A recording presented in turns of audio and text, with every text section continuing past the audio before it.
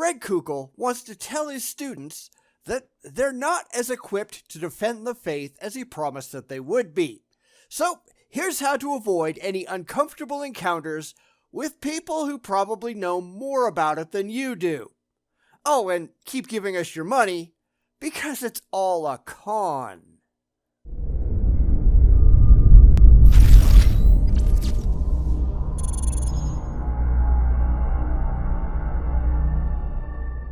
As everyone ought to know by now, Stand to Reason is a scam organization that pretends to equip religious zealots to convert other people and then tells them not to try too hard or put themselves on the line.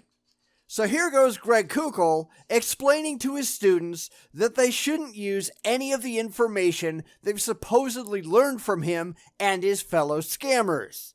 Identify the people that are too scary and run away screaming.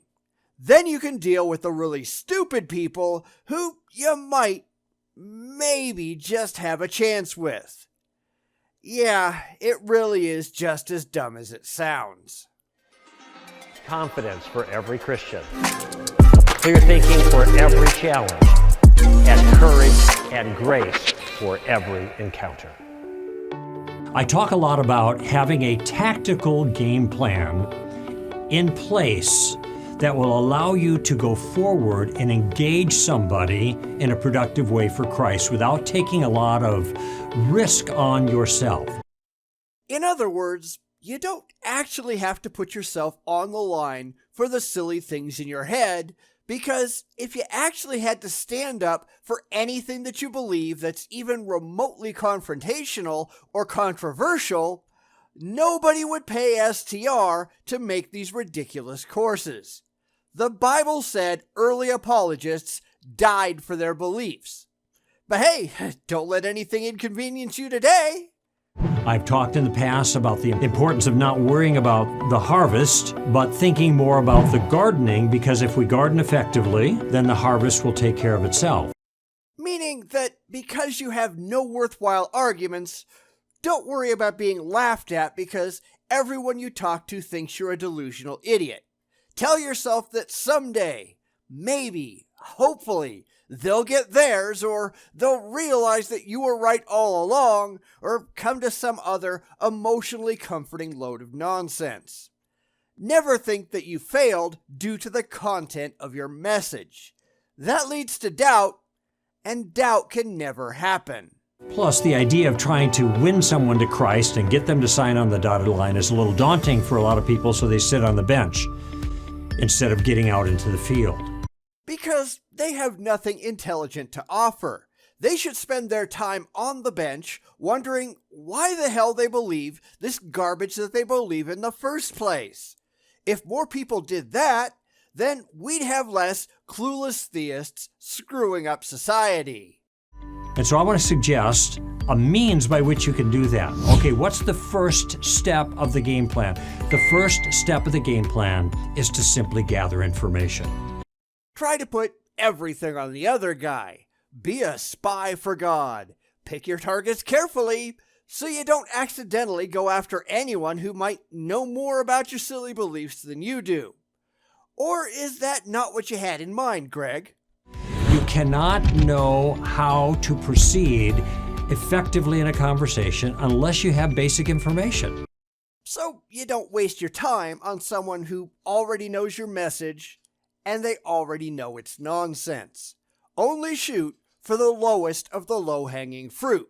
Because it's not like if your message was actually true or convincing, it ought to convince anybody of its validity or anything. Nope, you have to go for the people who don't know anything and aren't likely to ask any difficult questions. Otherwise, your baby apologists might get discouraged that the crap they paid you for in your course just doesn't work. Now, what does that do? It gives me a little bit of a sense of the lay of the land. I might find out whether or not they're a Christian, or if they used to be a Christian and aren't now, or whether they've ever thought about Christianity, or whether they're hostile to Christianity. You see, these are all things that are really valuable to know before you move forward. This is one step that you don't need to hurry. Do not worry about getting to the end game, winning them to Christ. Don't even think about that now. That's because your chances are very poor of actually accomplishing anything. So don't worry about that. You can make a fool of yourself later. Just think about gathering information. Now, I have a model question at this point that will help you. And the model question is, what do you mean by that? What do you mean by that? It's a model question. That means you can use it in different ways, under different circumstances with different people. God is real. Well, what do you mean by that? Jesus rose from the dead. Okay, what do you mean by that? I believe I'm going to heaven. All right, what do you mean by that? And I'm willing to bet that if I followed your advice, all of your students would run away because they've got no idea at all.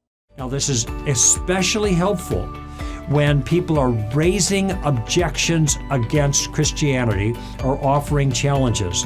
And there are all kinds of challenges that require more information.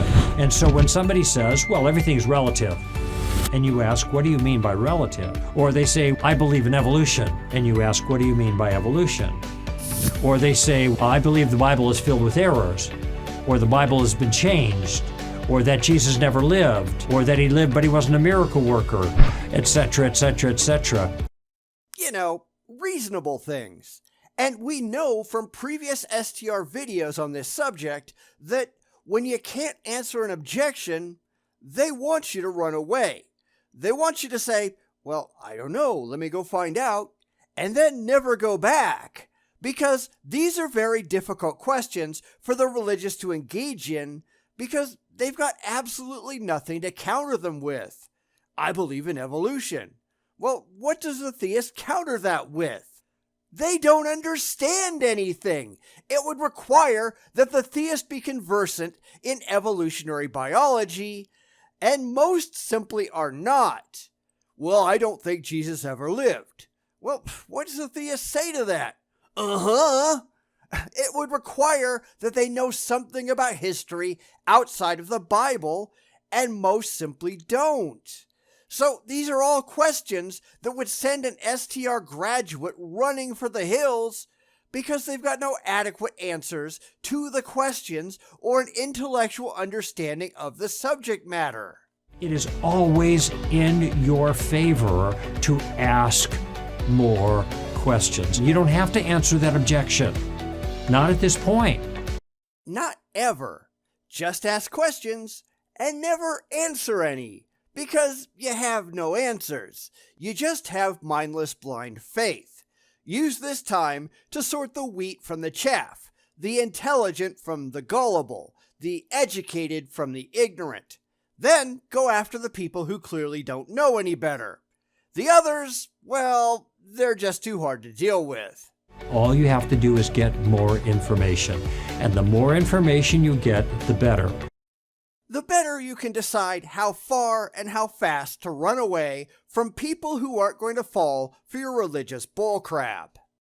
The more you understand that person, the more you understand that person's ideas, the more clarity you have of the challenge, the better you'll be able to decide in the future which direction to go, or if you don't go in any direction at all. Which is the point. Don't engage with people who already understand your arguments and already know how to counter them. Those people are scary, and their doubts might get in the way of your blind faith. So run away like a madman, flailing your arms and screaming. Facts don't matter, only your feelings do. This first question, what do you mean by that, meant to help you gather information, is going to get you started, and that's all we want to worry about at this point in the tactical gameplay. Because you're not actually going to accomplish anything, are you?